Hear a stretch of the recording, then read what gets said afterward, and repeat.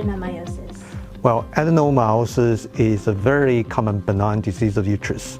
A lot of women heard about endometriosis, which is the lining tissue of the endometrium and has gone outside the uterus, and that typically gives women period pain.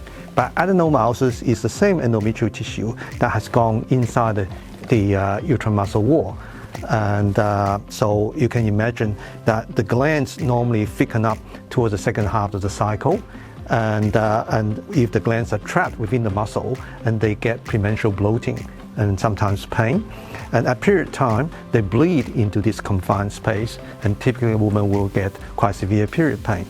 And when the glands are arranged in this kind of a fashion, that significantly increases the surface area that, for bleeding, and therefore the hallmark of adenomyosis is also heavy menstrual bleeding. So heavy menstrual bleeding plus severe period pain is the hallmark symptoms of adenomyosis. And please let us know why Australian women should care about adenomyosis. It is actually a very common disease. It's estimated to be affecting 10% of women population.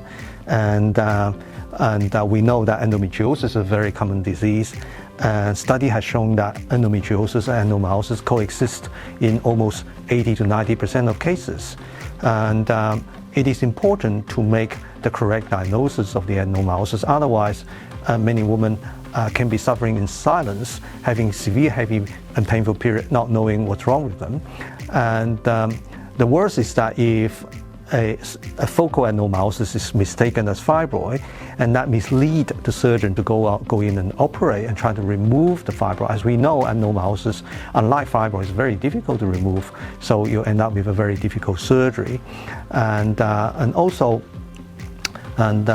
if for someone who had mild adenomyosis that wasn't picked up with ultrasound, and then if they have heavy bleeding, quite often they get offered a treatment called endometrial ablation, and that can actually make the pain worse.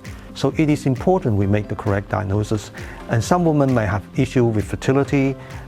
We know that adenomyosis can cause fertility issues, and that is miscarriage. They're more likely to have miscarriage, more likely to have premature birth. And so if they didn't know they have adenomyosis and it wasn't treated appropriately before attempting pregnancy, and they can result in multiple miscarriages.